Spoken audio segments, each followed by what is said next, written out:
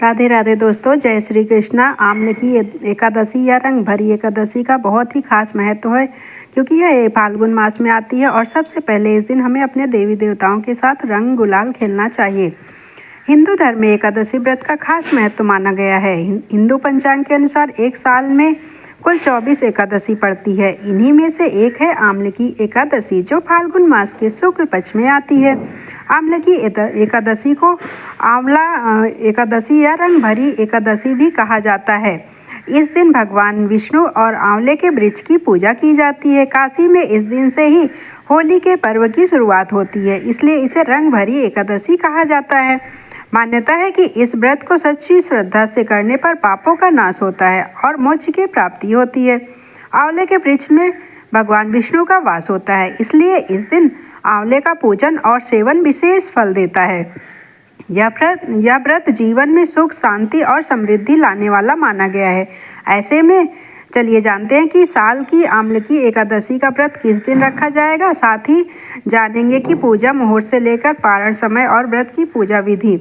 चलिए जानते हैं दोस्तों, आमले की एकादशी कब है। पंचांग के अनुसार एकादशी तिथि 27 फरवरी को रात 12:33 से शुरू होगी।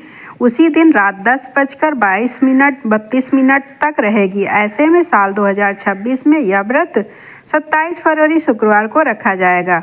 उदया तिथि के अनुसार इस दिन व्रत मान्य रहेगा। पारण का समय है 28 फरवरी को सुबह 6:47 से 9:06 तक। आमले की एकादशी शुभ मुहूर्त। इस बार आमले की एकादशी पर कई शुभ योग बन रहे हैं। सर्वार्थ सिद्धि योग, रवि योग, आयुष्मान योग और सौभाग्य योग जैसे शुभ संयोग इस दिन को और भी खास बना रहे हैं। मान्यता है कि इन योगों में पूजा पाठ और दान करने से कई गुना पुण्य की प्राप्ति होती है। आमले की एकादशी पूजा विधि। आमले की एकादशी के दिन सुबह जल्दी उठकर स्नान करें और साफ कपड़े पहनें। फिर भगवान विष्णु की पूजा का संकल्प ले धूप दीप जलाएं और तुलसी अर्पित करें। ओम नमो भगवते वासुदेवाय मंत्र का जाप करें। आमले की एकादशी पर आंवले के पेड़ की पूजा विशेष फलदायी मानी जाती है। पेड़ पर लाल जल चढ़ाएं और उसके नीचे दीपक जलाएं। दिन भर व्रत रखें और शाम को आरती के बाद प्रसाद ग्रहण करें। आमले की एकादशी व्रत के नियम। व्रत के दौरान कुछ बातों का ध्यान रखना जरूरी है। इस दिन चावल, दाल, मांस और शराब का सेवन बिल्कुल नहीं करना चाहिए। क्रोध और झूठ से दूर रहें। दिन में सोना और बाल कटवाना भी वर्जित माना गया है।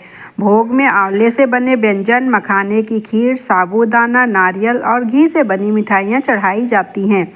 जरूरतमंदों को भोजन, वस्त्र और अन्य और आंवला का दान करना शुभ माना जाता है। दोस्तों, अगर ये जानकारी अच्छी लगी हो तो हमारे चैनल को लाइक, शेयर, सब्सक्राइब करना ना भूलें। वीडियो को शेयर भी करिएगा दोस्तों और फ्रेंड्स में। ओम नमो भगवते वासुदेवाय।